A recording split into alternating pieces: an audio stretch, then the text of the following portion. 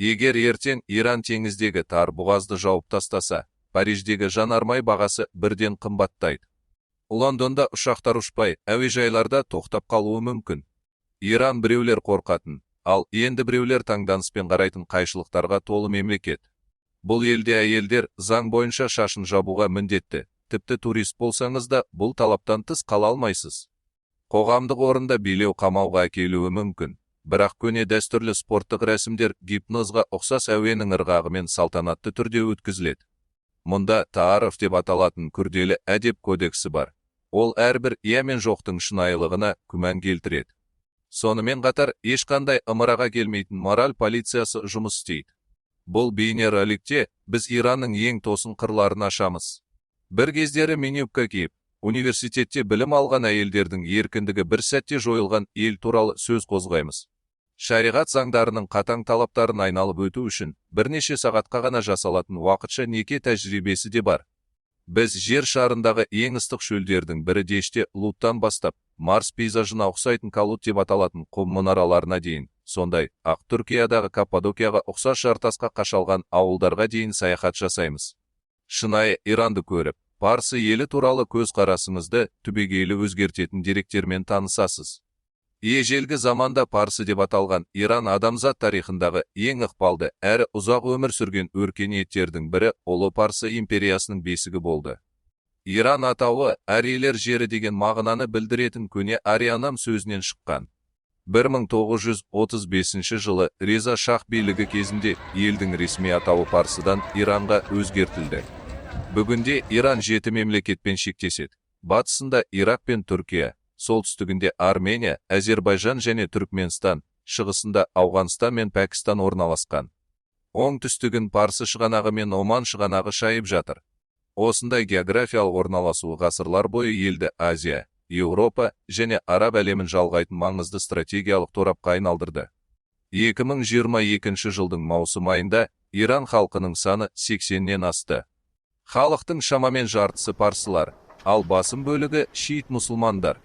Тұрғындардың 4-тен бірі 15 жасқа дейінгі жасөспірімдер. Сондықтан Иран әлемдегі ең жас елдердің бірі саналады. Дегенмен, халық тығыздығы әр шаршы километрге 46 адамнан ғана келеді. Себебі, аумақтың едәуір бөлігі шөлдер мен таулы, адам тұрмайтын аймақтардан тұрады. Иран тек геосаясат емес, табиғаттың шектен шығатын көріністері де осы жерде. Деште Лот шөлінде спутниктері жер бетіндегі температураның 70-тен тан асқанын тіркеген.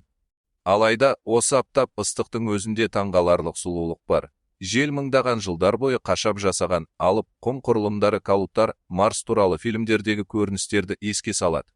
Белужистан аймағында Марстық таулар атанған ерекше жоталар бар. Оларды көргенде өзіңді басқа ғаламшарда жүргендей сезінесің. Осындай қатаң табиғи жағдайда өркениет қалай сақталды? Жауап, жер астында жатыр. Көне парсылар кәріз немесе қанат деп аталатын жерасты су арналарын салған. Ұзындығы бірнеше километрге жететін бұл туннелдер бүгінге дейін таулардан қалалар мен оазистерге су жеткізіп келеді. Олар ЮНЕСКО-ның бүкіл әлемдік мұра тізіміне енген. Бұл инженерлік жетістік Рим акведуктарынан кем түспейді. Исфахан маңында көгершін мұнаралары, Бордж, Екабутар әлі де бой көтеріп тұр. Онда мыңдаған құстардың саңғырығы бағалы тыңайтқыш ретінде жиналған. Әлемдік экономика тұрақтылығындағы ең маңызды нүктелердің бірі Ормуз бұғазы. Парсы шығанағы мен Оман шығанағын жалғайтын бұл тар өткел арқылы әлемдік мұнайдың 20%-дан астамы тасымалданады. Егер Иран осы бұғазды жауып тастаса, мұнай бағасы күрт өсіп, жанармай, азық-түлік, көлік және электр энергиясының құны қымбаттайды. Мұнай тек көлік отыны емес, одан пластик, тыңайтқыш, косметика, дәрі-дәрмек, синтетикалық мата және бояулар өндіріледі. Сондықтан, мұнай бағасының өзгеруі бүкіл әлем экономикасына әсер етеді. Ирандағы ең үлкен қайшылықтардың бірі қоғам өміріндегі өзгерістер. 50 жыл бұрын Тегеран таяу шығыстың Парижі аталды. Әйелдер білім алып, сәнді киініп, батыс жұлдыздарының концерттеріне қатысатын. 1979 жылғы ислам революциясынан кейін бұл еркіндік жойылды. Хиджаб міндетті болды, ал оның сақталуын мораль полициясы қадағалайды. Сонымен бірге Иран ринопластика кең таралған елдердің бірі. Мұрын пішінін өзгерту операциясы соншалықты танымал болғандықтан, кейбір жастар тіпті операция жасатпаса да, мұрнына пластырь жапсырып жүреді, бұл мәртебе белгісі саналады. Шашты жабу міндет, ал мінсіз бет, әлпет көрсету арман. Қоғамдық орында билеу тыйым салынғанымен, зурхане деп аталатын дәстүрлі спорт залдарында ер адамдар барабан үнімен жаттығулар жасап, рухани және физикалық күшті ұштастырады. Сонымен қатар уақытша неке тәжірибесі бар белгілі бір мерзімге жасалатын діни келісім. Бұл көптеген шектеулер жағдайында кей адамдар үшін заңды шешім саналады. Алайда, қатаң ережелердің артында таңғаларлық мәдени мұра жатыр.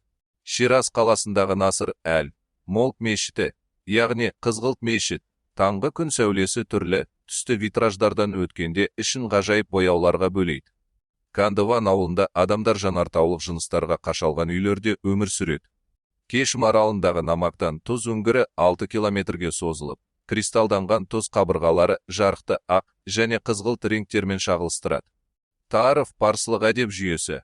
Мұнда ұсынысты бірнеше рет сыпайы түрде қайтару дәстүрге айналған. Такси жүргізушісі жол ақысы керек емес деуі мүмкін, бірақ бұл рәсімдік сыпайылық. Иранда сөз әрдайым тура мағынасында қабылданбайды. Әрбір әрекеттің астарында мән бар.